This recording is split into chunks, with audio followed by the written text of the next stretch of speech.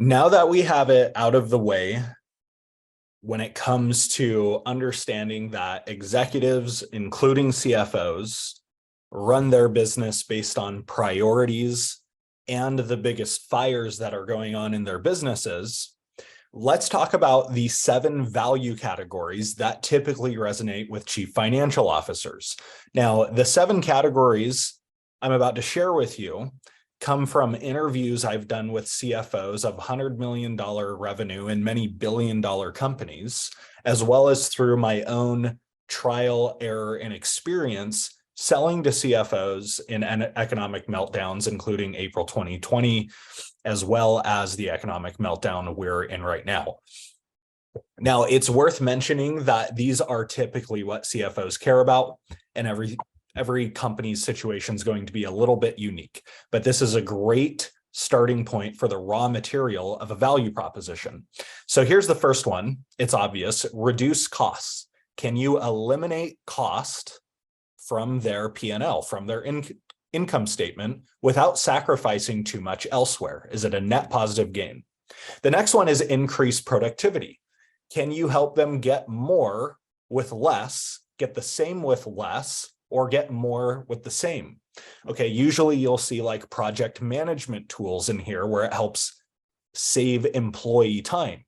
Now, one of the keys, which we'll talk about a little bit later, is that's only going to resonate with a CFO if you bake in an improvement to the P&L with that freed up time or productivity. In other words, if you say, I can save your sales team 20% of their time, what the CFO is going to want to see is either, great, are we going to reduce our headcount in sales, or are we going to increase the number?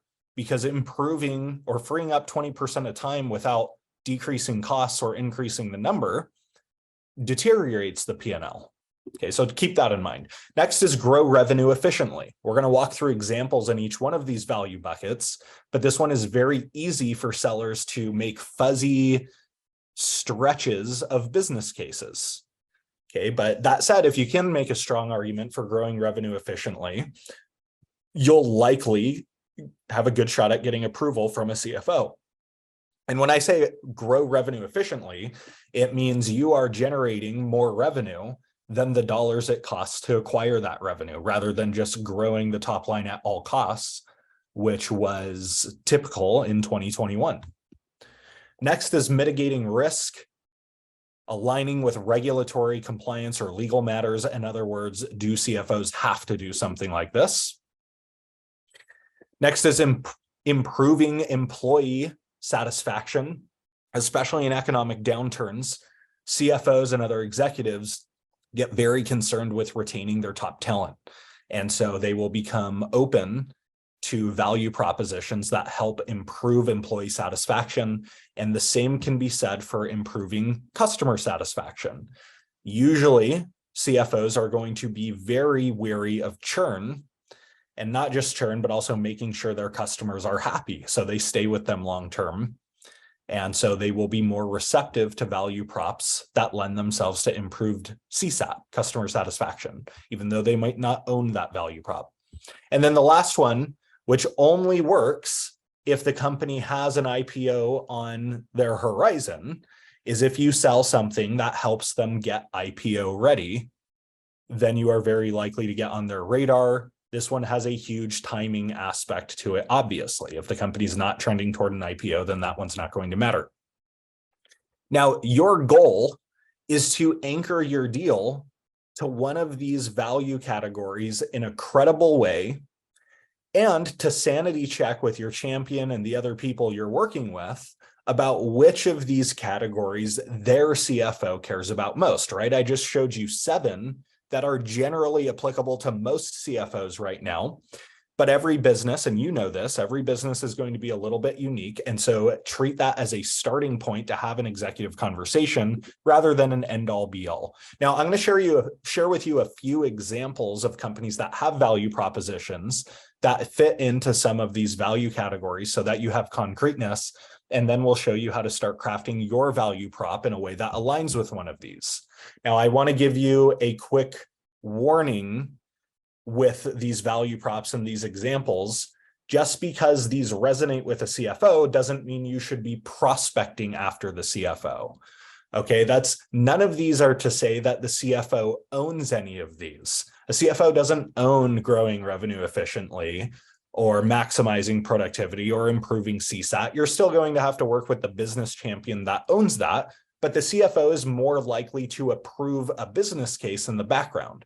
So what I don't want you to do is, oh, Chris said improving customer satisfaction or employee satisfaction is something a CFO cares about. And so now I'm going to start prospecting CFOs with my employee engagement software or my customer retention software or something like that. That's not how it works. You shouldn't be prospecting after CFOs with these value props, at least in most of them. IPO readiness is probably an exception, as well as reducing costs. Just know that you are likely to get internal alignment between champion and CFO with these value props. So let me give you an example with most of these. I'm not going to give you an example for all, but I'll give you an example for most. So the first one, reduce cost. My favorite recent example is a company called Marketer Hire. Okay, so this is a company that has a network of pre-vetted freelance marketers across a number of different skills like design and copywriting and brand marketing and all of the different forms of marketing skill sets. And you can hire these people on demand instead of hiring full-time marketers. And this is a very resonant value proposition for a CFO because you can see they frame it that way, right? The cost of using Marketer Hire and hiring some of their pre-vetted freelancers is far less costly than an in-house hire. It's a little more costly than something like a generic marketplace, but the quality is a lot higher and the failure rate is lower. And so that's a very easy business case for somebody to make with their CFO. They can simply go, hey, you know, CFO, how we were planning on hiring a copywriter and a designer, each one costing us $150,000 all in, $300,000 total. Well, I think we can avoid doing that, at least for now, by using Marketer Hire. And it's only going to cost us about a third of that, and we'll get the same skill capacity that we need. Okay, so awesome example, because reducing full-time employees from the P&L and getting the same result, that's very attractive to a chief financial officer. Another category that works in cost reduction is tech consolidation plays, right? If you have a solution that credibly takes care of several point solutions, then you can probably get bucketed into the cost reduction value prop. Rippling is a great example. You can see they have a number of different solutions under their platform. They have a number of HR products such as payroll, US and global talent management, learning management, and they have IT products as well. And they're good at delivering these products, so it's credible. It's not just buying a bunch of shitty products, it's buying a suite that can help eliminate other point solutions, other vendors, and net, it's a decrease in cost. The next example is increasing productivity. Okay, so ClickUp and other project management solutions like Monday.com and Asana tend to work well here. Okay, so you can see the messaging they have. It says, get more done. So typically messaging that has to do with getting more done with the same amount of people or freeing up time will work in this value bucket. But remember the warning I mentioned a few minutes ago about this value bucket, about increasing productivity, is it has to be a net improvement to the P&L. In other words, if you free up 20% of your team's time, the CFO is going to want to see the champion commit to either decreased headcount, which reduces their costs, or increasing some sort of number they're on the hook for. So they're getting more out of the same amount of people.